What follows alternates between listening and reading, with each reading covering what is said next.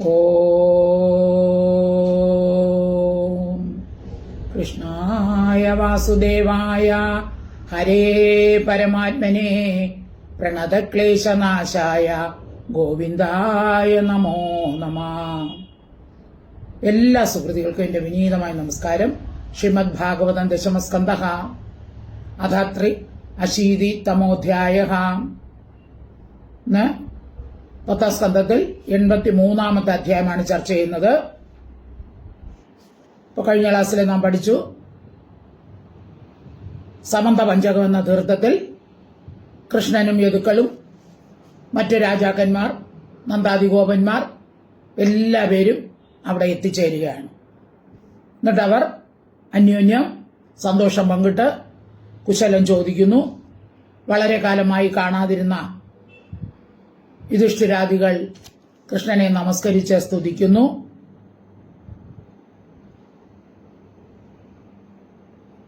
അതുപോലെ കൃഷ്ണന്റെ ദർശനം എല്ലാവർക്കും സന്തോഷമുളവാക്കി. സ്ത്രീകൾ തമ്മിൽ അങ്ങോട്ടും ഇങ്ങോട്ടും ചർച്ച. സാധാരണ സ്ത്രീകൾ എന്ത് ചെയ്യും? ഭാര്യയെ കുറിച്ചും ഭർത്താവിനെ കുറിച്ചും എല്ലാം ചോദിക്കും.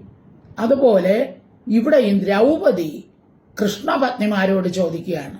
അപ്പൊ ഇവിടെ എന്ന് പറയുന്നത് സാധാരണ സ്ത്രീകൾ ചോദിക്കും പോലെ അല്ല, കൃഷ്ണന്റെ കാര്യമാണ് അവർ പറയുന്നത്. വിശ്വേശ്വരനായ കൃഷ്ണന്റെ കാര്യമാണ് വർണ്ണിക്കുന്നത്. അതുകൊണ്ട് ആ വർണ്ണനയ്ക്ക് മാഹാത്മ്യമേറും. അപ്പൊ കൃഷ്ണപത്നിമാർ എങ്ങനെയാണ് കൃഷ്ണനെ വരിച്ചത് എന്ന് ദ്രൗപദി അവരോട് ചോദിക്കുന്നു. ഞങ്ങളോട് വിവരിച്ചു പറയണമെന്ന് ആവശ്യപ്പെടുന്നു. അപ്പൊ ഇന്നത്തെ ഭാഗത്തിൽ നമുക്ക് പഠിക്കേണ്ടത് രുക്മിണി, സത്യഭാമ, ജാംബവതി, കാളിന്തി, മിത്രവിന്ദ, സത്യഭദ്ര, ഇത്രയും പേര് എങ്ങനെ കൃഷ്ണനെ വരിച്ചു എന്ന് പറയുന്നതാണ്. ബാക്കിയുള്ളത് അടുത്ത ക്ലാസ്സിലാണ് പഠിക്കേണ്ടത്. നമുക്ക് നോക്കാം. ഓം നമോ ഭഗവതേ വാസുദേവായ. ശ്ലോകം 1. ശ്രീശുകോവാച അഥാനുഗ്രഹ്യ ഭഗവാൻ ഗോപീനാം സ ഗുരുർഗതിഃ യുധിഷ്ഠിര അഥ അപൃച്ഛത് സർവാൻച സുഹൃദോവ്യയം തഥാ അനുഗ്രഹ്യ ഭഗവാൻ ഗോപീനാം സഹ ഗുരുഃ ഗതിഃ യുധിഷ്ഠിരം അഥ അപൃച്ഛത് സർവാൻ ച സുഹൃദഃ അവ്യയം തഥാ അനുഗ്രഹ്യ ഭഗവാൻ ഗോപീനാം ഗോപികകളുടെ ഗുരുഹു ഉപദേഷ്ടാവും ഗതിഹി പ്രാപ്യനുമായ സഹ ഭഗവാൻ ആ ഭഗവാൻ തഥാ അപ്രകാരം അനുഗ്രഹിച്ചിട്ട്. അപ്പൊ കഴിഞ്ഞ ക്ലാസ്സിൽ നമ്മൾ അവസാനം പഠിച്ചത് ഭഗവാൻ ഗോപികൾക്ക് ഞാൻ ആത്മജ്ഞാനം നൽകിയെന്നാണ്. എന്നിട്ട് അവർ പറഞ്ഞു ഭഗവാന്റെ പാദം എപ്പോഴും ഞങ്ങൾക്ക് സ്മരിക്കണമെന്ന് പറഞ്ഞു. അപ്പൊ അങ്ങനെ ഭഗവാൻ അവരെ അനുഗ്രഹിച്ചിട്ട് അതനന്തരം യുധിഷ്ഠിരം ധർമ്മപുത്രനോടും സർവാൻ സുഹൃത എല്ലാ സുഹൃത്തുക്കളോടും അവ്യയം ക്ഷേമത്തെ അപൃച്ഛത് ചോദിച്ചു. അപ്പൊ ഗോപികളെയൊക്കെ സന്തോഷിപ്പിച്ചിട്ട് യുധിഷ്ഠിരനോടും മറ്റ് സുഹൃത്തുക്കളോടും കൃഷ്ണൻ ക്ഷേമാന്വേഷണം നടത്തി. തഥാനുഗ്രഹ്യ ഭഗവാൻ ഗോപീനാം സ ഗുരുർഗതി യുധിഷ്ഠിരം അഥാ പൃച്ഛത് സർവാൻ ച സുഹൃദോവ്യയം. ശ്ലോകം 2. തയേവം ലോകനാഥേന പരിപൃഷ്ട സുസത്കൃത പ്രത്യൂജുർ ഹൃഷ്ടമനസ തത്പാദേക്ഷ ഹത അംഹസഃ ത ഏവം തന്നോടത്തെ എന്ന് വരുത്തേ ഏവം ലോകനാഥേന പരിപൃഷ്ട സുസത്കൃതാഃ. ഏവം ഇപ്രകാരം ലോകനാഥേന ലോകേശ്വരനായ കൃഷ്ണനാൽ പരിപൃഷ്ട ചോദിക്കപ്പെട്ടവരും സുസത്കൃതാഃ വീണ്ടും വിധം സൽക്കരിക്കപ്പെട്ടവരുമായ തേ അവർ യുധിഷ്ഠിരാദികൾ തത്പാദേക്ഷ ഹത അംഹസ അവന്റെ പാദത്തിന്റെ കാഴ്ചയാൽ ഭഗവാന്റെ പാദപത്മം കണ്ടപ്പോൾ തന്നെ അവരുടെ ദുരിതം മുഴുവൻ ഇല്ലാതായി. അംഹസ എന്ന് വെച്ചാൽ ദുരിതം അല്ലെങ്കിൽ ദുഃഖം. ഭഗവാന്റെ ദർശനത്തോടുകൂടി തന്നെ അവരുടെ ദുഃഖമെല്ലാം ഇല്ലാതെയായി. ഹൃഷ്ടമനസ സന്തോഷിച്ച മനസ്സോടുകൂടിയവരായി പ്രത്യൂജു അവർ മറുപടി പറഞ്ഞു. അപ്പോൾ കൃഷ്ണൻ ഹരി എന്ന് പറഞ്ഞാൽ സർവ്വപാപങ്ങളെ ഹരിക്കുന്നവൻ, എല്ലാ പാപങ്ങളെയും ഹരിക്കുന്നവനാണ് ഹരി. അപ്പോൾ ആ ഭഗവാനെ കണ്ടതപ്പോൾ തന്നെ അവരുടെ സകല പാപങ്ങളും ദുഃഖങ്ങളും ഇല്ലാതായി. എന്നിട്ട് സന്തോഷിച്ച യുധിഷ്ഠിരാദികൾ ഇപ്രകാരം ഭഗവാനോട് പറഞ്ഞു. അപ്പോൾ ഈ സാധുജനങ്ങൾ, നല്ല സജ്ജനങ്ങളെ കാണുമ്പോൾ തന്നെ നമുക്ക് നല്ല സുഖമാണ്. അപ്പോൾ നമ്മൾ എപ്പോഴും കൂട്ടുകൂടേണ്ടത് ആരോടാണ്? സജ്ജനങ്ങളോട് വേണം കൂട്ടുകൂടേണ്ടത്. ദുർജനങ്ങളോട് കൂട്ടുകൂടിയാൽ നമ്മുടെ മനസ്സ് പോലും ദുഷിച്ചു പോകും. അതുകൊണ്ട് ഒരിക്കലും ദുർജനങ്ങളോട്, മറ്റുള്ളവരുടെ കുറ്റവും കുറവും പറയുന്നവരോട് ഒരിക്കലും കൂട്ടുകൂടാൻ പാടില്ല. അപ്പൊ സജ്ജനങ്ങളെ കാണുമ്പോൾ തന്നെ നമുക്ക് മനസ്സിന് സുഖമാണ്. ദുർജനങ്ങൾക്കാണെങ്കിലോ എപ്പോഴും പരാതി, മറ്റുള്ളവരെ കുറ്റം, പരാതി. സജ്ജനങ്ങളാണെങ്കിൽ അങ്ങനെ ആരുടെയും കുറ്റം പറയില്ല. അപ്പൊ സജ്ജന സംഘം തന്നെ നമ്മുടെ മനസ്സിന് ശാന്തി നൽകുന്നതാണ്. അപ്പൊ യുധിഷ്ഠിരൻ ആ ഭഗവാനെ കണ്ടപ്പോൾ അവരുടെ സകല ദുഃഖങ്ങളും ഇല്ലാതായി ഇങ്ങനെ പറയുകയാണ്. തയേവം ലോകനാഥേന പരിപൃഷ്ട സുസത്കൃത പ്രത്യുജിർ പൃഷ്ടമനസ തത്പദേക്ഷ ഹത അംഹസഹ. ശ്ലോകം 3. കുതോ ശിവം ത്വച്ചരണാംബുജാസവം മഹന്മനസ്തോ മുഖനിസൃതം ക്വചിത് പിബന്തിയേ കർണപുടൈരലം പ്രഭോ ദേഹം ഹൃദാ ദേഹഹൃത് അസ്മൃതിച്ഛിതം. അപ്പോൾ യുധിഷ്ഠിരൻ തുടങ്ങിയവർ പറയുകയാണ്, കുതഹ അശിവം ത്വച്ചരണാംബുജ ആസവം മഹത് മനസ്തഃ മുഖനിസൃതം ക്വചിത്. മനസ്തത, മഹാന്മാരുടെ മനസ്സിൽ നിന്ന് ക്വചിത്, ചിലപ്പോൾ മുഖനിസൃതം, മുഖത്തിൽ കൂടി പുറത്തേക്ക് വരുന്നതും. അപ്പൊ മഹാന്മാർ അവർ പറയുന്ന വാക്കുകൾ തന്നെ നമുക്കെന്താണ്? നമുക്ക് അമൃതിന് തുല്യമായിരിക്കും. അവരുടെ മനസ്സിൽ നിന്ന് ചിലപ്പോൾ മുഖനിസൃതം, മുഖത്തിൽ കൂടി പുറത്തേക്ക് വരുന്നതും, ദേഹഭൃതാം, ദേഹത്തെ ഭരിച്ചവരുടെ ദേഹഹൃത് അമൃതച്യുത, ദേഹം നിമിത്തമുണ്ടാകുന്ന മറവിയെ നശിപ്പിക്കും. അപ്പൊ സജ്ജനങ്ങളുടെ ആ വാക്ക് കേൾക്കുമ്പോൾ തന്നെ നമ്മൾ ആ ഭഗവാനെ കുറിച്ച് മറന്നിരിക്കുകയാണെങ്കിൽ അവരുടെ ഈ സജ്ജനങ്ങളുടെ മുഖത്തിൽ നിന്നും പുറത്തേക്ക് വരുന്നത് ഭഗവാന്റെ പാതാരവിന്ദ ഭക്തിഗാനങ്ങളെയാണ്. അപ്പൊ അത് നമ്മൾ പാനം ചെയ്യുമ്പോൾ എന്തു ചെയ്യും? ദേഹനിമിത്തം വിസ്മൃതി ഉണ്ടാകുമല്ലോ, ഭഗവാനെ കുറിച്ച് അവർ മറന്നു പോകുമല്ലോ. അപ്പൊ അങ്ങനെയുള്ള ആ വിസ്മൃതിയെ ഇല്ലാതാക്കുന്നു. ഭഗവാന്റെ കുറിച്ചുള്ള കഥകളും അതുപോലെ കീർത്തനങ്ങളും ഒക്കെ കേൾക്കുമ്പോൾ നമ്മൾ ആ ഭഗവാനെ മറന്നിരുന്നതെല്ലാം വീണ്ടും ഓർമ്മിപ്പിക്കപ്പെടുന്നു. അല്ലെങ്കിൽ ആ മറവി ഇല്ലാതായി ഭഗവാനെ വീണ്ടും സ്മരിക്കുന്നു. അപ്പൊ നമുക്ക് മംഗളം കിട്ടും. അതാണ് ദേഹത്തെ ധരിച്ചിരിക്കുന്നവരുടെ ദേഹനിമിത്തമുണ്ടാകുന്ന ഭഗവാനെ സംബന്ധിച്ച മറവി ഇല്ലാതാകുന്നു. ത്വച്ചരണാംബുജ ആസവം, ഭഗവാന്റെ താമര പോലെ ഇരിക്കുന്ന പാദങ്ങളിൽ നിന്ന് വരുന്ന മധു, അതാണ് ത്വച്ചരണാംബുജ ആസവം എന്ന് വെച്ചാൽ മധുത്തെ. ആ ഭഗവാന്റെ താമര പോലെ ഇരിക്കുന്ന ആ കാലിൽ നിന്ന് വരുന്ന ആ മധുവിനെ കർണപുടൈ, കർണങ്ങളാകുന്ന പാത്രങ്ങൾ കൊണ്ട് യാതൊരുത്തൻ പിബന്തി പാനം ചെയ്യുന്നുവോ അവർക്ക് അശിവം, അമംഗളം കുത എങ്ങനെ ഉണ്ടാകും? അപ്പൊ ഭഗവാന്റെ കഥകളും ഗാനങ്ങളുമൊക്കെ കർണപുടത്തിൽ കൂടി അകത്തേക്ക് പ്രവേശിക്കുമ്പോൾ പിന്നെ അവർക്ക് അമംഗളം എങ്ങനെ ഉണ്ടാകും? അവർക്ക് പാപം എങ്ങനെ ഉണ്ടാകും? അവർക്ക് ദുഃഖം എങ്ങനെ ഉണ്ടാകും? ഇതെല്ലാം ഇല്ലാതാകും. അപ്പൊ കർണപുടങ്ങളിൽ കൂടി ഭഗവാന്റെ കഥകളും കീർത്തനങ്ങളും എല്ലാം ശ്രവിക്കുമ്പോൾ നമ്മുടെ ഉള്ളിലുള്ള അമംഗളം, അശുഭം അല്ലെങ്കിൽ ദുഃഖം എല്ലാം ഇല്ലാതാകുന്നു. അങ്ങനെയുള്ളവർക്ക് അമംഗളം എവിടെ? കുതഹ എന്ന് ചോദിക്കുകയാണ്. എവിടെ എന്നാണ് ചോദിക്കുന്നത്. അപ്പൊ അങ്ങനെ അവരുടെ അന്ധകരണം ശുദ്ധമാകുന്നു, മംഗളം സംഭവിക്കുന്നു, അമംഗളം എല്ലാം ഇല്ലാതാകുന്നു. കുതോ ശിവം ത്വച്ചരണാംബുജാസവം മഹന്മനസ്തോ മുഖനിസൃതം ക്വചിത് പിബന്തിയേ കർണപുടൈലലം വിഭോ പ്രഭോ ദേഹം ഹൃദാം ദേഹഹൃത് അസ്മൃതിച്ഛിതം. ശ്ലോകം 4. ഹിത്വാത്മധാമ വിധൂത ആത്മകൃതത്രയവസ്ഥം ആനന്ദ സംപ്ലവ അഖണ്ഡം അകുണ്ഠബോധം കാലോപസൃഷ്ട നിഗമാവന ആത്തയോഗ മായാകൃതിം പരമഹ ഹംസഗതിം നതാസ്മാ നതാ അസ്മാ എന്ന് പറഞ്ഞാൽ ഞങ്ങൾ നമസ്കരിക്കുന്നു, അങ്ങയെ നമസ്കരിക്കുന്നു, ഭഗവാനെ നമസ്കരിക്കുകയാണ്. ഇനി എങ്ങനെയുള്ള ഭഗവാൻ? ഇതെല്ലാം ഭഗവാന്റെ വിശേഷണങ്ങളാണ്. ഭഗവാൻ എന്ത് ചെയ്യുന്നു?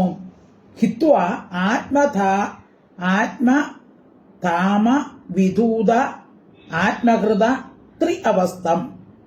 ആത്മധാമ വിധൂത ആത്മകൃത ത്രിഅവസ്ഥം. ത്രിഅവസ്ഥ, 3 അവസ്ഥകൾ. ഏതൊക്കെയാണ്? ജാഗ്രത, സ്വപ്ന, സുഷുപ്തി. ജാഗ്രത ഉണർന്നിരിക്കുന്ന അവസ്ഥ, സ്വപ്നം കാണുന്നത്, സുഷുപ്തി നല്ല ഉറക്കം. അപ്പൊ അങ്ങനെയുള്ള 3 അവസ്ഥകളും ഭഗവാനില്ല, നമുക്കാണ് ഈ 3 അവസ്ഥകളുള്ളത്. അപ്പോൾ ഭഗവാന്റെ ആ സ്വരൂപ പ്രകാശത്താൽ നിരസിക്കപ്പെട്ട ബുദ്ധികൃതമായ 3 അവസ്ഥയോട് കൂടിയവനും, അപ്പൊ 3 അവസ്ഥകൾ ഇല്ലാത്തവൻ, അതാണ് ആത്മധാമ വിധൂത ആത്മകൃത ത്രിഅവസ്ഥം എന്ന് പറയുന്നത്. ഇനിയോ എങ്ങനെയുള്ള ഭഗവാനം? ആനന്ദ സംപ്ലവം, ആനന്ദ സമൂഹമായ സ്വരൂപത്തോടു കൂടിയത്. അതായത് സച്ചിദാനന്ദരൂപായ ഭഗവാൻ. സത്ത് ചിത്ത് ആനന്ദം ആണ് ഭഗവാൻ എന്ന് പറയുന്നത്. എന്താണ് ഭഗവാൻ അല്ലെങ്കിൽ ഈശ്വരൻ അല്ലെങ്കിൽ ബ്രഹ്മം? സച്ചിദാനന്ദം, സത്ത് ചിത്ത് ആനന്ദം. അപ്പൊ അങ്ങനെ ആനന്ദ സ്വരൂപത്തോടു കൂടിയവനും അഖണ്ഡം പരിപൂർണനും അകുണ്ഠബോധം കുണ്ഠമില്ലാത്ത ബോധത്തോട് കൂടിയവനും, അതായത് നശിക്കാത്ത ബോധത്തോട് എപ്പോഴും ബോധസ്വരൂപൻ. ഭഗവാൻ എന്ന് പറഞ്ഞാൽ എന്താണ്? സാന്ദ്രാനന്ദാവബോധാത്മകം, ഇടമുറിയാത്ത ആനന്ദവും ബോധവുമാണ് ഭഗവാൻ അല്ലെങ്കിൽ ബ്രഹ്മം അല്ലെങ്കിൽ ഈശ്വരൻ എന്ന് പറയുന്നത്. അതാണ് അകുണ്ഠ ബോധം, കുണ്ഠമില്ലാത്ത, യാതൊരു കുറവുമില്ലാത്ത ആ ബോധത്തോടുകൂടി ബോധസ്വരൂപനാണ് ഭഗവാൻ. കാലോപസൃഷ്ട നിഗമാവനെ, കാലത്താൽ നഷ്ടപ്പെട്ട വേദങ്ങളുടെ സംരക്ഷണത്തിൽ, അതായത് കാലം കൊണ്ട് വേദോക്ത കർമ്മങ്ങളെല്ലാം നശിച്ചു പോകും. ഭഗവാൻ നേരത്തെ ഭഗവത്ഗീതയിൽ തന്നെ പറഞ്ഞിട്ടുണ്ട്. ഞാനിത് പണ്ട് അർജുനനോട് പറഞ്ഞു, നിനക്ക് തന്ന ഉപദേശം പണ്ട് ഞാൻ വിവസ്വാന് ഉപദേശിച്ചിരുന്നതാണ്, പക്ഷെ കാലത്തിന്റെ ആ ഗതി കൊണ്ട് ഇതെല്ലാം മറന്നുപോയി. അതുകൊണ്ട് വീണ്ടും ഞാൻ ഒന്നുകൂടെ നിനക്ക് ഉപദേശിച്ചു തരുന്നതാണെന്ന് പറഞ്ഞു. അപ്പൊ അങ്ങനെ സാധാരണ ശരീരികളെ പോലെ കാണപ്പെട്ട് കാലത്താൽ ഇതെല്ലാം നശിച്ചു പോകും, വേദോക്ത കർമ്മങ്ങൾ. അതിനെ അങ്ങനെ നശിച്ചു പോയതിനെ രക്ഷിക്കാനാണ് ഭഗവാൻ വീണ്ടും യുഗേ യുഗേ അവതാരം വരുന്നത്. യുഗേ യുഗേ അവതാരം വരുന്നത് എന്തിനാണ്? വീണ്ടും ഈ അധർമ്മം വർദ്ധിക്കുമ്പോൾ ധർമ്മത്തെ രക്ഷിക്കാൻ വേണ്ടിയാണ് ഭഗവാൻ വീണ്ടും അവതരിക്കുന്നത്. അപ്പൊ അങ്ങനെ വേദോക്ത കർമ്മങ്ങളെ രക്ഷിച്ച് ലോകത്തെ മര്യാദയിൽ നിലനിർത്താൻ വേണ്ടിയാണ് ഇപ്പൊ വേദങ്ങളുടെ സംരക്ഷണത്തിൽ ആത്തയോഗമായാകൃതി സ്വീകരിച്ചിരിക്കുന്ന യോഗമായ ശരീരത്തോടു കൂടിയവന്. യോഗമായെ സ്വീകരിച്ചാണ് ഭഗവാൻ ശരീരത്തെ എടുത്തിരിക്കുന്നത്. അപ്പോൾ അധർമ്മം വർദ്ധിക്കുമ്പോൾ ഭഗവാൻ ധർമ്മത്തെ രക്ഷിക്കാൻ വേണ്ടി പരിത്രാണായ സാധൂനാം വിനാശായ ച ദുഷ്കൃത, സജ്ജനങ്ങളെ സംരക്ഷിക്കുന്നതിന് വേണ്ടി, ധർമ്മത്തെ രക്ഷിക്കുന്നതിന് വേണ്ടി പരമഹംസഗതി, പരമഹംസന്മാരുടെ പ്രാപ്യസ്ഥാനവുമായ ത്വാം, അങ്ങയെ തന്നെ നതാസ്മ, ഞങ്ങൾ നമസ്കരിക്കുന്നു. അപ്പോ 3 അവസ്ഥകൾക്കും അതീതനായ ഭഗവാൻ, ബോധസ്വരൂപനായ ഭഗവാൻ, സ്വയം പ്രകാശിക്കുന്ന ഭഗവാൻ, കാലത്താൽ നശിച്ചുപോയ വേദോക്ത കർമ്മങ്ങളെ രക്ഷിക്കാൻ വേണ്ടി യോഗമായ സ്വീകരിച്ച് ഇവിടെ അവതാരമെടുത്തിരിക്കുകയാണ്. ഇപ്പൊ മനുഷ്യ ശരീരം സ്വീകരിച്ചിരിക്കുകയാണ് ഭഗവാൻ. അത് സജ്ജനങ്ങളെ സംരക്ഷിക്കാനാണ്. അങ്ങനെ ഈ പരമാർത്ഥത്തെ അറിയാതെ സാധാരണ ആൾക്കാർ ഇത് പരമാർത്ഥത്തെ അറിയാതെ മോഹിച്ചു പോകുന്നു. പരമഹംസന്മാരുടെ പ്രാപ്യസ്ഥാനമായ ഭഗവാനെ അല്ലാതെ മറ്റാരെയും ഞങ്ങൾ ഭജിക്കുന്നില്ല. ഭഗവാനെ, അങ്ങനെയുള്ള ഭഗവാനെ ഞങ്ങൾ നമസ്കരിക്കുന്നു. ഹിത്വാത്മധാമ വിധൂതാത്മകൃതത്രൈവസ്തം ആനന്ദ സംപ്ലവം അഖണ്ഡം അഗുണ്ടബോധം കാലോപസൃഷ്ട നിഗമാവന ആത്തയോഗ മായാകൃതിയും പരമഹംസഗതിം ന താസ്മാ. ശ്ലോകം 5. ഋഷിർവാച ഇത്യുത്തമ ശ്ലോക ശിഖാമണിം ജനേഷു അഭിഷ്ടുവത്സ്വന്തക കൗരവസ്ത്രിയ സമേത്യ ഗോവിന്ദ കഥാമിതോ ഗൃണം സ്ത്രീലോകഗീത ശൃണുവർണയാമിതേ. അപ്പോ ഇവിടെ ഋഷിർവാച എന്ന് വെച്ചാൽ ശ്രീശുകൻ പറയുകയാണ്, ഇതി ഉത്തമ ശ്ലോക ശിഖാമണി, ഇപ്രകാരം ഉത്തമ കീർത്തിമാന്മാരിൽ വച്ച് ശിഖാമണിയായിരിക്കുന്ന ഭഗവാനെ ജനേഷു ജനങ്ങൾ അഭിഷ്ടുവത്സു ആദരവോടെ സ്തുതിക്കുമ്പോൾ, ജനേഷു അഭിഷ്ടുവത്സു അന്തക കൗരവ സ്ത്രീയക. അപ്പൊ അങ്ങനെ യുധിഷ്ഠിരാദികൾ ഭഗവാനെ സ്തുതിക്കുമ്പോൾ അന്ധക കൗരവ സ്ത്രീകൾ, അന്ധകന്മാരുടെയും കൗരവന്മാരുടെയും സ്ത്രീകൾ അന്യോന്യം സമയത്തിൽ ചേർന്നു. അപ്പൊ ഭഗവാനെ യുധിഷ്ഠിരാദികൾ ഇങ്ങനെ സ്തുതിച്ചുകൊണ്ടിരിക്കുമ്പോൾ സ്ത്രീകൾ എന്ത് ചെയ്തു? സ്ത്രീകളെല്ലാം കൂടെ ഒന്നിച്ചു ചേരും. അവർക്ക് പല കാര്യങ്ങളും വീട്ടുകാര്യങ്ങളും പറയാനുണ്ടല്ലോ. അപ്പൊ അവർ ഒന്നിച്ചു ചേർന്നിട്ട് എന്താണ് പറയുന്നത്? ത്രിലോകഗീത, 3 ലോകങ്ങളിലും ഗാനം ചെയ്യപ്പെടുന്ന ഗോവിന്ദ കഥ, ശ്രീകൃഷ്ണ കഥകളെ അഗ്രഹണൻ പറഞ്ഞു. അവരല്ലാതെ മറ്റുള്ളവരെ കുറ്റവും കുറവും അല്ല. അവരെന്താണ് പറഞ്ഞത്? 3 ലോകങ്ങളെ ആദരിക്കുന്ന ഭഗവാന്റെ കഥകളാണ് പറഞ്ഞത്. ക്ഷണു കേട്ടാലും തേ അങ്ങേക്കായിക്കൊണ്ട് പറഞ്ഞയാമി. അവര് പറഞ്ഞത് ഞാൻ അങ്ങേക്ക് പറഞ്ഞു തരാമെന്ന് ശ്രീശുകൻ പരീക്ഷത്തിനോട് പറയുകയാണ്. അപ്പൊ അങ്ങനെ യുധിഷ്ഠിരാദികൾ ഭഗവാനെ സ്തുതിക്കുമ്പോൾ സ്ത്രീകളെല്ലാം കൂടെ ഒന്നിച്ചു ചേർന്ന് ഭഗവാന്റെ കഥകളാണ് പറയുന്നത്. അത് ഞാൻ അങ്ങേക്ക് പറഞ്ഞു തരാം. ഋഷിർവാച ഇത്യുത്തമ ശ്ലോക ശിഖാമണിം ജനേഷു അവിഷ്ടുവത്സു അന്ധക കൗരവസ്ത്രിയ സമേത്യ ഗോവിന്ദ കഥാമിതോ ഗൃണം സ്ത്രീലോകഗീത ശൃണുവർണയാമിതേ. അപ്പോ ഇനി സ്ത്രീകൾ എന്താണ് ചോദിച്ചത്? അപ്പൊ ദ്രൗപദി കൃഷ്ണന്റെ പത്നിമാരോട് ചോദിക്കുകയാണ്, എങ്ങനെയാണ് നിങ്ങൾക്ക് ഈ ഭഗവാനെ ഭർത്താവായി കിട്ടിയത്? ഏത് മായാശക്തി കൊണ്ടാണ്? അത് പറഞ്ഞു തരണം. അത് ആരുടെയൊക്കെ ചോദിക്കുന്നു എന്നുള്ളതാണ് 6ഉം 7ഉം ശ്ലോകങ്ങൾ. ദ്രൗപദി വാചാം ഹേ വൈദർഭ്യച്യുതോ ഭദ്രേ ഹേ ജാംബവതി കൗസലേ ഹേ സത്യഭാമേ കാളിന്തി ശൈബ്യേ രോഹിണി ലക്ഷ്മണേ ഹേ കൃഷ്ണപത്നയേ തന്നോ ബ്രൂതവോ ഭഗവാൻ സ്വയം ഉപയേമേ യഥാലോകം അനുകുർവൻ സ്വമായയാ. അപ്പൊ എന്താണ് വിളിച്ചത്? ഹേ കൃഷ്ണപത്നിയെ, ഹേ കൃഷ്ണപത്നികളെ.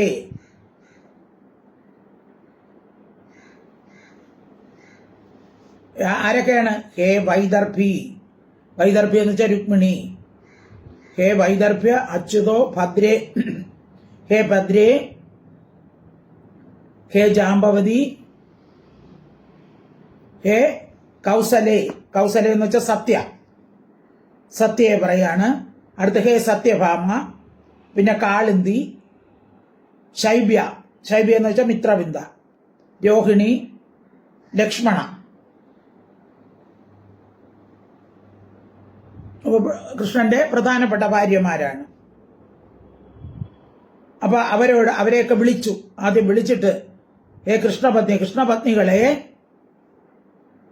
ഏതന്നോ ബ്രൂതവോ ഭഗവാൻ സ്വയം ഉപയേമ യഥാ ലോകം അനുകുർവൻ, ലോകത്തെ അനുകുർവൻ അനുസരിക്കുന്ന ഭഗവാൻ അച്യുതക, ഭഗവാനായ കൃഷ്ണൻ സ്വമായയ, അദ്ദേഹത്തിന്റെ മായ കൊണ്ട് യഥാ ഏതുവിധം സ്വയം താനേ തന്നെ വക നിങ്ങളെ ഉപയേമേ വിവാഹം ചെയ്തു. ഉപയേമേ എന്ന് പറഞ്ഞാൽ വിവാഹം ചെയ്തു. ഭഗവാൻ എങ്ങനെയാണ് മായ കൊണ്ട് നിങ്ങളെ ഈ വിവാഹം ചെയ്തത്? അത് ഞങ്ങളോടൊന്ന് പറഞ്ഞു തരണമെന്ന് പറയുകയാണ്. ഇതിനെ നഹ ഞങ്ങളോട് ബ്രൂത പറഞ്ഞു തരുക, പറയുവിൻ എന്ന് പറയുകയാണ്. അപ്പൊ രുക്മിണി, ഭദ്ര, ജാംബവതി, സത്യഭാമ, കാളിന്തി, മിത്രവിന്ദ, രോഹിണി മുതലായവരെയൊക്കെ വിളിച്ചിട്ട് പറയാണ്, നിങ്ങൾ കൃഷ്ണൻ എങ്ങനെയാണ് നിങ്ങൾക്ക് ഭർത്താവായി കൃഷ്ണൻ വന്നത്? ഏത് മായാശക്തി ഉപയോഗിച്ചാണ് നിങ്ങളുടെ ഭർത്താവായിട്ട് ഭഗവാനെ നിങ്ങൾക്ക് കിട്ടിയത് എന്ന് ചോദിക്കുകയാണ്. ദ്രൗപദി ഉവാച ഹേ വൈദർഭ്യച്യുതോ ഭദ്രേ ഹേ ജാംബവതി കൗസലേ ഹേ സത്യഭാമേ കാളിന്തി ശൈബ്യേ രോഹിണി ലക്ഷ്മണേ ഹേ കൃഷ്ണപത്നിയേ ധന്യോ ബ്രൂതവോ ഭഗവാൻ സ്വയം ഉപയേമ യഥാ ലോകം അനുകുർവൻ സ്വമായയാ. അപ്പൊ ആദ്യം വൈദർഭി രുക്മിണിയാണ് വിളിച്ചു പറഞ്ഞത്. അപ്പൊ രുക്മിണി അതിന് മറുപടി പറയാണ്. ഓരോരുത്തരായിട്ട് ഇനി പറയുന്ന മറുപടിയാണ് ഇന്ന് നമുക്ക് പഠിക്കേണ്ടത്. അപ്പൊ രുക്മിണി പറയുകയാണ് ശ്ലോകം 8 ചൈദ്യായ മാർപ്പിതം ഉദ്യത കാർമുഖേഷു രാജസ്വ അജേയ ഭടശേഖരിതാംഗ്രിരേണു നിന്നേ മൃഗേന്ദ്ര ഇവര ഭാഗം അജാവിയൂഥാത് തശ്രീനികേത ചരണോസ്തു മമാർച്ചനായ. രുക്മിണി പറയാണ്, ചൈദ്യായ മാ അർപ്പയിതും ഉദ്യത കാർമുഖേഷു രാജേഷു അജേയ ഭട ശേഖരിത അംഗ്രി രേണു. ചൈദ്യായ മാ അർപ്പിതും, മാ എന്നെ ചൈദ്യായ ശിശുപാലനായിക്കൊണ്ട് അർപ്പയിതും അർപ്പിക്കാനായിക്കൊണ്ട്, ശിശുപാലന് കൊടുക്കാനായിട്ടാണ് രുക്മിണിയൊക്കെ പറഞ്ഞു വെച്ചിരുന്നത്. കൊടുക്കാനായിക്കൊണ്ട് രാജസു രാജാക്കന്മാർ ഉദ്യത കാർമുകേഷു ഉയർത്തപ്പെട്ട വില്ലുകളോട് കൂടിയവരായിരിക്കുമ്പോൾ അജേയ ഭടശേഖരിതാംഗ്രി രേണു ജയിക്കപ്പെടാൻ കഴിയാത്തവൻ ഭടന്മാരുടെ ശിരോഭൂഷണമായ പാദരേണുക്കളോടുകൂടിയ ഭഗവാൻ കൃഷ്ണൻ അജാവിയൂഥാത് ആട്ടിൻകൂടത്തിൽ നിന്ന് മൃഗേന്ദ്ര ഇവ സിംഹം എന്ന പോലെ സ്വഭാഗത്തെ നിന്നെ കൊണ്ടുവന്നു. ആട്ടിൻകൂട്ടത്തിൽ നിന്ന് സ്വഭാഗത്തെ സിംഹം സ്വീകരിക്കുന്ന മട്ടിൽ ആട്ടിൻകൂട്ടത്തിൽ നിന്ന് ഒരാട്ടിനെ പിടിച്ചുകൊണ്ട് വരാനോ അല്ലെങ്കിൽ സിംഹത്തിന്റെ ഭാഗം എടുത്തുകൊണ്ട് സിംഹത്തിന് ഒരു പ്രയാസവും ഇല്ല. അതുപോലെ ഇത്രയും രാജാക്കന്മാർ രുക്മിണി ഹരണമൊക്കെ നമ്മൾ പഠിച്ചു. രുക്മിണി ക്ഷേത്രത്തിൽ പോയപ്പോൾ ഭഗവാൻ എന്ത് ചെയ്തു? തേരിൽ കയറ്റി അങ്ങോട്ട് പോവുകയാണ്. രാജാക്കന്മാരെല്ലാം നോക്കിക്കൊണ്ട് നിൽക്കുകയാണ്. അപ്പോൾ ഈ രാജാക്കന്മാരെല്ലാം ഉയർത്തിപ്പിടിച്ച വില്ലുകളോട് കൂടിയവരായിരുന്നപ്പോൾ ഭഗവാൻ എന്ത് ചെയ്തു? അപ്പോൾ ഭഗവാന്റെ കാലെങ്ങനെയുള്ളതാണ്? ഭടന്മാരുടെ ശിരോഭൂഷണമായ പാദരേണുക്കളോട് കൂടിയവൻ. അതായത് ഭഗവാന്റെ കാൽക്കൽ അവരെല്ലാം രാജാക്കന്മാരെല്ലാം ശിരസ് കുനിച്ച് നമിക്കുമ്പോൾ ഭഗവാന്റെ പാദരേണുക്കൾ അവരുടെ ആ കിരീടത്തിൽ പറ്റും. അതുകൊണ്ടാണ് അങ്ങനെ പറഞ്ഞിരിക്കുന്നത്. ഭടന്മാരുടെ ശിരോഭൂഷണമായ പാദരേണുക്കളോട് കൂടിയ ഭഗവാൻ എങ്ങനെ സിംഹം ആട്ടിൻകൂട്ടത്തിൽ നിന്ന് ആട്ടിൻകുട്ടിയെ എടുത്തുകൊണ്ട് പോകൂ, അല്ലെങ്കിൽ തന്റെ ഭാഗത്തെ എടുത്തുകൊണ്ട് പോകൂ, അതുപോലെ തത്ശ്രീനികേതന ചരണം, ആ ശ്രീപതിയുടെ പാദം മമ എന്റെ അർച്ചനായ പൂജയ്ക്കായിക്കൊണ്ട് അസ്തു ഭവിക്കട്ടെ.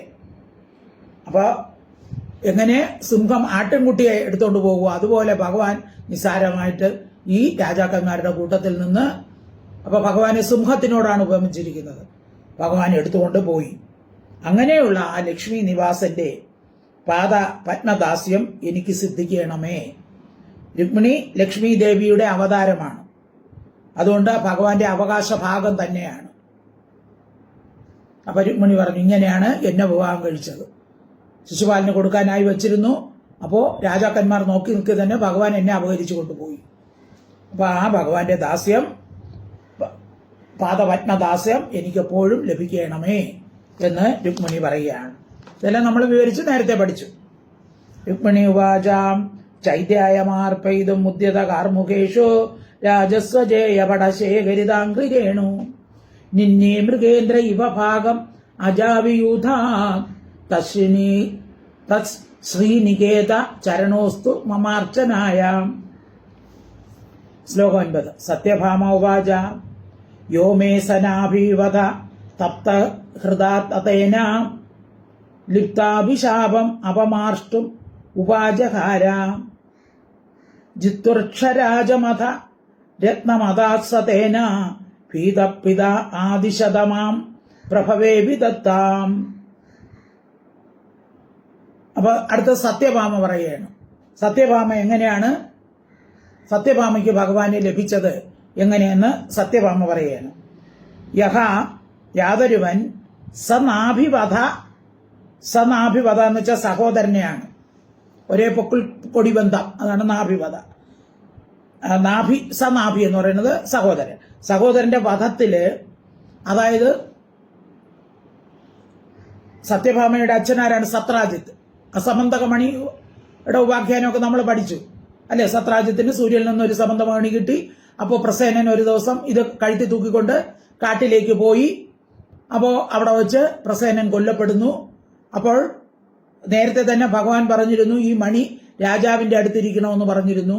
അന്ന് സത്രാജിത്ത് കൊടുത്തില്ല. അതുകൊണ്ട് സത്രാജിത്ത് എന്തോന്ന് പറഞ്ഞു വരുത്തി, ഭഗവാനാണ് മണി മോഷ്ടിച്ചതെന്ന് പറഞ്ഞു.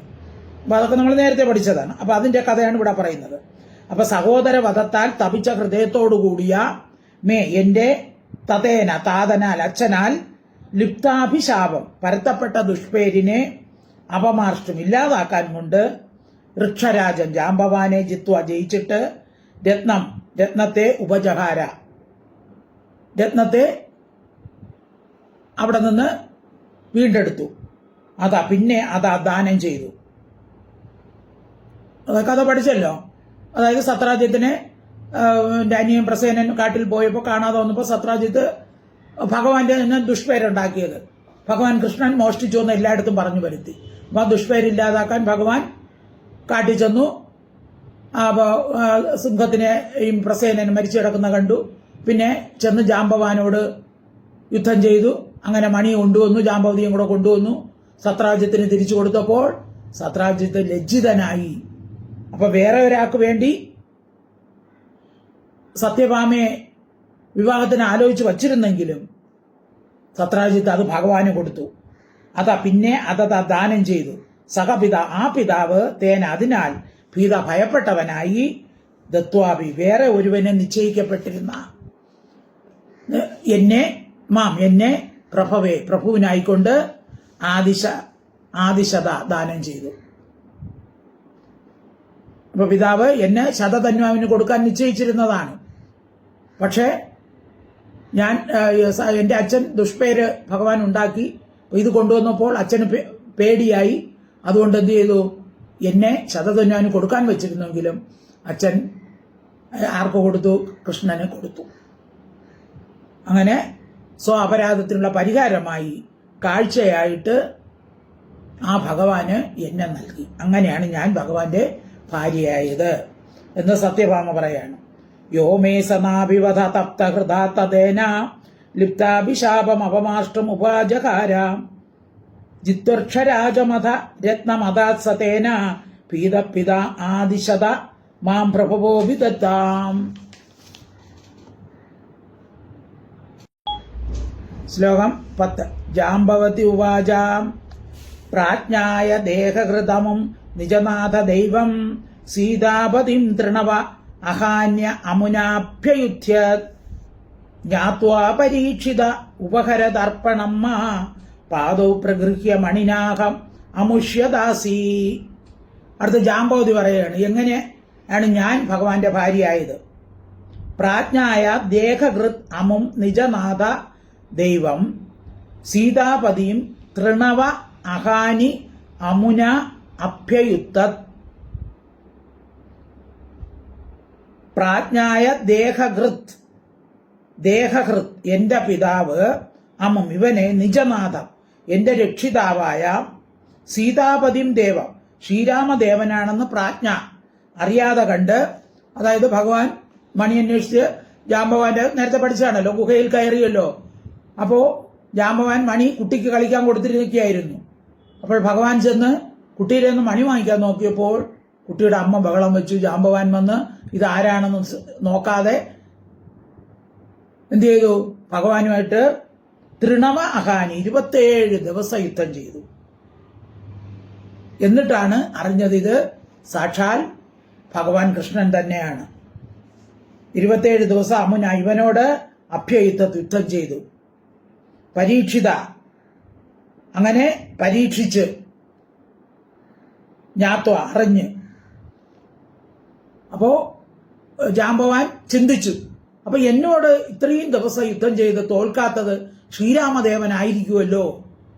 ഇവിടെ ശ്രീരാമൻ എന്ന് വെച്ചാൽ ശ്രീരാമന്റെ അടുത്ത അവതാരം കൃഷ്ണനായിരിക്കുമല്ലോ എന്ന് ഭഗവാനെ എന്ന് വിളിച്ചപ്പോൾ അങ്ങനെയാണ് മനസ്സിലായത്.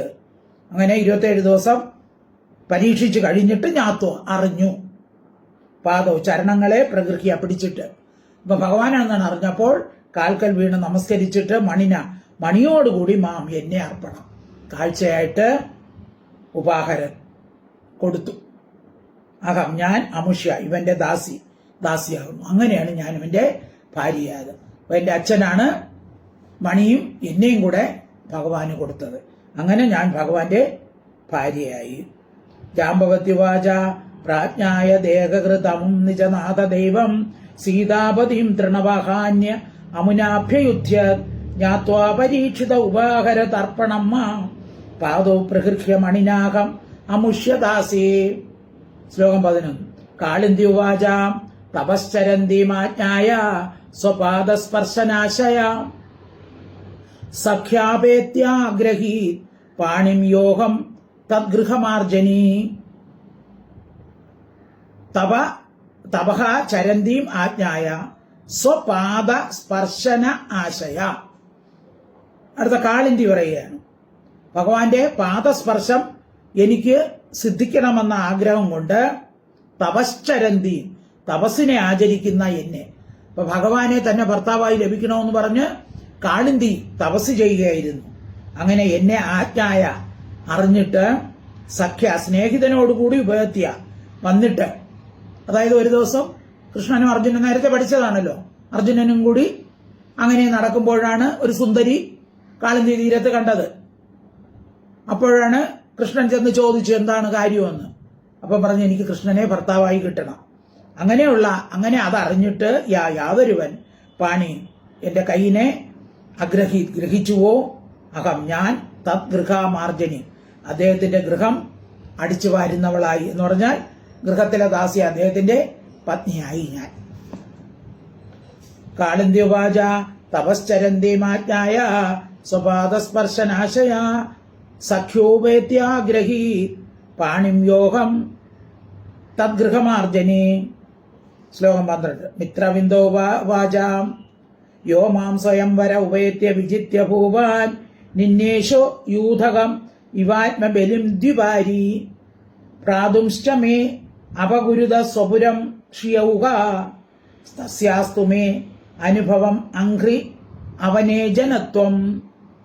യഹ മാം സ്വയംവര ഉപേത്യ വിജിത്യ ഭൂവാൻ നിന്നെ ശ്വ യൂഥകം ഇവ ആത്മബലിം ദ്വിവാരി ഹി പ്രാതും ച പ്രാതൃൻ ച മേ അപകുരുത സ്വപുരം ഷിയൗക തസ്യ അസ്തു മേ അനുഭവം അംഘ്രി അവനേജനത്വം. ഷിയൗക ശ്രീനിവാസ സ്ഥാനമായ യാതൊരുവൻ. ശ്രീനിവാസം അതായത് ലക്ഷ്മി ദേവിയുടെ ഇരിപ്പിടം ഭഗവാന്മാരുടെത്താണല്ലോ. ലക്ഷ്മി ദേവിയുടെ വാസസ്ഥാനമായ യാതൊരുവൻ സ്വയംവരത്തിൽ ഉപേത്യ വന്നിട്ട് ഭൂപാൻ രാജാക്കന്മാരുടെയും അപഗുരുത തടഞ്ഞവരെയും തടസ്സം നിന്നവരെ ആയ മേ ഭ്രാതാൻ എന്റെ സഹോദരന്മാരെയും വിജിത്യ ജയിച്ചിട്ട് സ്വയൂതകം ശ്വാക്കളുടെ മധ്യത്തിലിരിക്കുന്ന ആത്മബലി സ്വഭാഗത്തെ ദിവാരീവ സിംഹം എന്ന പോലെ പട്ടിയുടെ നടുക്കിരിക്കുന്ന സ്വന്തം ഭാഗത്തെ സിംഹം എങ്ങനെ എടുത്തുകൊണ്ട് പോകുമോ അതുപോലെ സ്വപുരം സ്വമന്ദിരത്തെ എന്നെ നിന്യ പ്രാപിച്ചു. എനിക്ക് തസ്യ ഭഗവാന്റെ അംഘ്രിയ അവനേജനത്വം പാദശാലന കർമ്മം അനുഭവം ജന്മം തോറും അസ്തു ഭവിക്കട്ടെ. ഇപ്പൊ സ്വയംവര അവസരത്തിൽ ശ്രീപതിയായ ഭഗവാൻ എന്റെ അരികത്ത് വന്ന് വിരോധികളായ രാജാക്കന്മാരെയും എന്റെ സഹോദരന്മാരെയും ജയിച്ചിട്ട് എന്ത് ചെയ്തു? ചോക്കളുടെ കൂട്ടത്തിൽ നിന്ന് സിംഹം തന്റെ ഭാഗത്ത് എടുത്തുകൊണ്ട് പോകുന്നത് പോലെ നിഷ്പ്രയാസം ഭഗവാൻ എന്നെ അവിടുന്ന് കൊണ്ടുപോയി. ആ ഭഗവാന്റെ ആ പാദക്ഷാളന കർമ്മ പാദം കഴുകാനുള്ള ആ ജോലി എനിക്ക് ജന്മം തോറും സിദ്ധിക്കണം എന്ന് ഞാൻ പ്രാർത്ഥിക്കുന്നു എന്ന് പറയുകയാണ്. മിത്രവിന്ദ പറയുകയാണ്. മിത്രവിന്ദോ വാച യോ മാം സ്വയംവര ഉപേത്യ വിജിത്യ ഭൂപാൻ നിന്നേഷയൂതകം ഇവാത്മബലിം ദിവാരി പ്രാതൃം ച മേ അപഗുരുത സ്വപുരം ശ്രിയൗക തസ്യാസ്തു മേ അനുഭവം അംഗ്രി അവനേജനത്വം. ശ്ലോകം 13. സത്യോവാചാം സപ്തോക്ഷണോ അതിബലസുതീഷ്ണ ശൃംഗാൻ പിത്രാകൃതാൻ ക്ഷിതിപ വീര്യ പരീക്ഷണായ താൻ വീരദുർമദഹന തരസാ നിഗൃഹ്യ ക്രീഡൻ ബബന്ധസ യഥാ ശിശവോ അജതോകാൻ. സപ്ത ഉഷ്ണഃ അതിബല സുതീഷ്ണ ശൃംഗാൻ പിതാകൃതാൻ ക്ഷിതിപ വീര്യ പരീക്ഷണായ താൻ വീരദുർമദഹന തരസാ നികൃത്യ ക്രീഡൻ ബബന്ധഃ യഥാ ശിശവഃ അജതോകാൻ.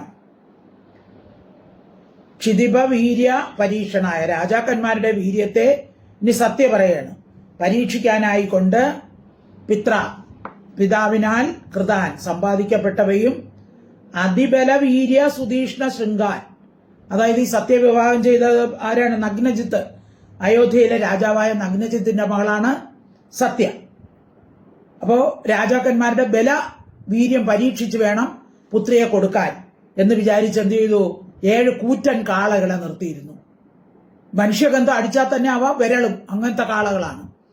അപ്പൊ അവയെ പിടിച്ചു കെട്ടുന്നവർക്ക് മാത്രമേ എന്റെ മകളെ വിവാഹം ചെയ്തു കൊടുക്കുകയുള്ളൂ എന്ന് രാജാവ് പ്രഖ്യാപിച്ചു.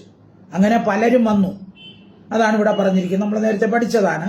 രാജാക്കന്മാരുടെ വീര്യത്തെ പരീക്ഷിക്കാനായിക്കൊണ്ട് പിതാവിനാൽ കൃതാൻ സമ്പാദിക്കപ്പെട്ടവയും അതിബല വീര്യ സുതീഷ്ണ ശൃംഗാൻ അത്യന്തം ബലം, വീര്യം, മൂർച്ചയുള്ള കൊമ്പുകൾ ഇവയോട് കൂടിയതും വീര ദുർമദഹന വീരന്മാരുടെ അഹങ്കാരത്തെ ഹനിക്കുന്നവയും ആയ താൻ സപ്ത ഉക്ഷണ എന്ന് വെച്ച കാളകൾ, 7 കാളകളെ തരസ ബലത്താൽ നികൃഹ്യ അടക്കിയിട്ട്. അപ്പോൾ രാജാക്കന്മാർക്കൊന്നും പറ്റിയില്ല. 7 കാളകളെ ഒരേ സമയം പിടിച്ചു കെട്ടണം. അപ്പോൾ ആർക്കും പറ്റില്ല. ഒരു കാളയുടെ അടുത്ത് പോകാനേ പറ്റൂല. ബലവും വീര്യവും കൊമ്പ് കൂർത്തവയും ആയിട്ടുള്ള കാളകളാണ്.